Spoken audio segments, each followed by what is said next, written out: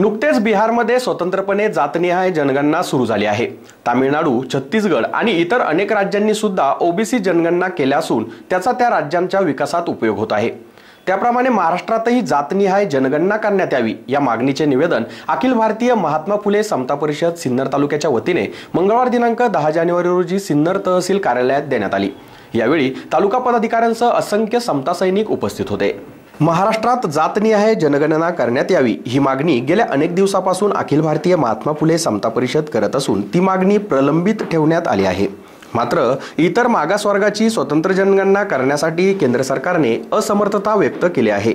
त्यामुळे राज्य शासनाने बिहार सरकारप्रमाणे ओबीसींची स्वतंत्र जनगणना करावी। देशातील अनुसूचित जाती व जमातींची जातवार जनगणना करून 150 वर्ष होत आलेले आहे। स्वातंत्र्यानंतर भारत सरकारने फक्त अनुसूचित जाती व जमाती यांची जातनिहाय तर इतर सर्वांची एकत्रित गणना करण्याचे धोरण स्वीकारले। यातून मागासवर्गीय ओबीसी वंचित राहिले। सन 1994 साली केंद्र सरकारने नियुक्त केलेल्या राष्ट्रीय मागासवर्ग आयोगाने ओबीसी जनगणना कशी आवश्यक आहे ते सरकारला तिसऱ्यांदा पटवून दिले।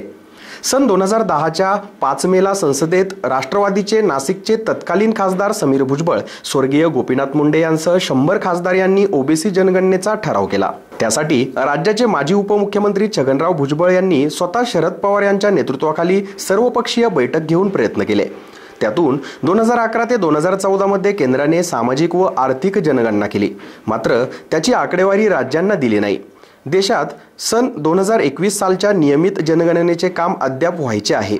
त्यातही जातनिहाय गणना करावी अशी सातत्याने मागणी अखिल भारतीय महात्मा फुले समता परिषद करीत आहे।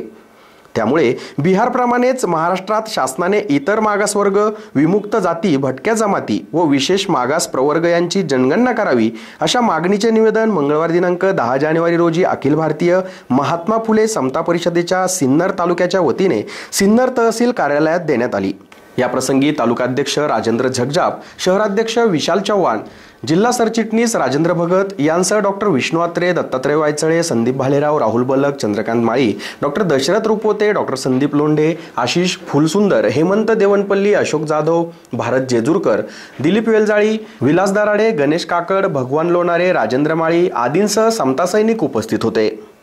एसएन न्यूज साठी ऋषिकेश घोलप। महाराष्ट्र शासनाने ज्याप्रमाणे बिहार राज्य सरकारने त्या ठिकाणी त्यांच्या अधिकार कक्षेमध्ये ओबीसी समाजाची स्वतंत्र जनगणना तयार केली आहे, त्या धर्तीवर अखिल भारतीय महात्मा फुले समता परिषदेच्या वतीने आमची आग्रही अशी मागणी आहे की महाराष्ट्र सरकारने सुद्धा बिहार सरकारच्या धर्तीवरच स्वतंत्र ओबीसी जनगणना करावी आणि जर ही जातीय जनगणना झाली तर ओबीसी समाजाचे असलेले संपूर्ण प्रश्न मिटवण्यासाठी याची फार मोठी मदत होणार आहे। त्याचप्रमाणे ज्याप्रमाणे 2011च्या मध्ये माजी खासदार समीर भुजबळ, दिवंगत नेते गोपीनाथ मुंडे साहेब यांनी जवळपास 100 खासदारांनी एकत्रित करून संसदेमध्ये हा प्रश्न उपस्थित केला होता आणि त्याप्रमाणे तत्कालीन केंद्र सरकारने तशा प्रकारे जनगणना करण्याची सुरुवात केली होती। परंतु नंतर केंद्र सरकारमध्ये झालेला बदल त्या केंद्र सरकारने पुन्हा ह्या जनगणना केलेली नाहीये। तर आमची पुन्हा एकदा आग्रही अशी मागणी आहे की केंद्र सरकार विसंबून न राहता महाराष्ट्र शासनाने स्वतंत्रपणे ओबीसी जनगणना करावी।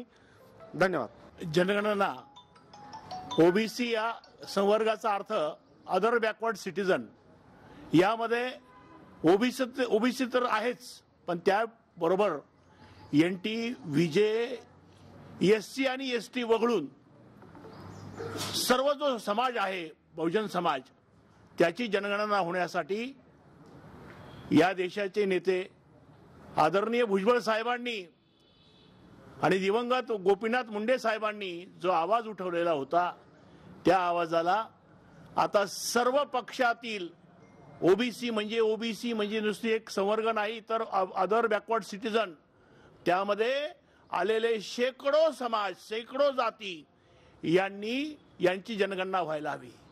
मला विशेष कौतुक करावंसं वाटतं, आमच्या ओबीसीतील कुंभार समाजानं राज्य स्तरावर त्यांच्या संघटनानिहाय जनगणनेचं काम घरोघर जाऊन अद्ययावत पद्धतीनं त्यांनी केलेलं आहे। त्याबद्दल कुंभार समाजाला मी धन्यवाद देतो आणि कुंभार समाज जर एक असं काम करत असेल तर या देशामध्ये या राज्यामध्ये अनेक जातींच्या अनेक समाजाच्या जातनिहाय संघटना आहेत, रजिस्टर संघटना आहेत, त्यांना सुद्धा या निमित्तानं आवाहन करू इच्छितो की आपण शासन निर्णय घेईल तेव्हा घेईल, आपण हे काम तातडीनं करावं.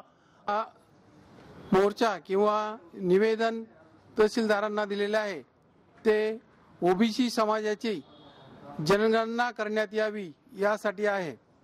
ओबीसी समाजाची जनगणना का करावी तर त्यामध्ये मुख्य हेतू हाच आहे की या आपल्या महाराष्ट्रात देशामध्ये अनेक असे वर्ग आहेत, डोंगर दऱ्याला राहणारे, झोपडपट्टीत राहणारे, दुर्लक्षित भागात राहणारे, या लोकांची जनगणना कुठेही होत नाही.